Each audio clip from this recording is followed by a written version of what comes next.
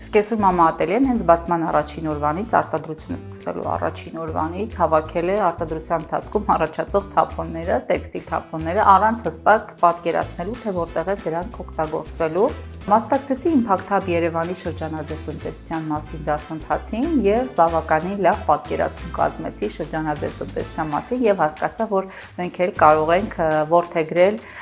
տնտեսություն վարելու այդ մոդելը։ Մասնակցեցինք Circulab-ի մրցույթին ու շահեցինք ստարտափերի համար նախատեսված դրամաշնորհը։ Դրամաշնորհի շրջանակներում ձեռք բերեցինք թափոններ մանրացնող սարքավորում։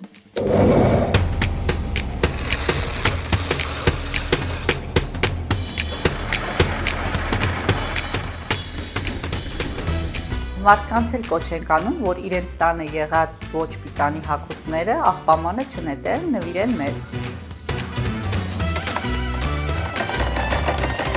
Այդ թափոններից պատրաստում ենք նոր պրոդուկտներ, տնային պարագաներ։ Հույս ունենք, որ մեր այս քայլը թեկուզ մի փոքրիկ կաթիլ կդառնա բնապահպանության, մեր շրջակա միջավայրի պահպանության հարցում։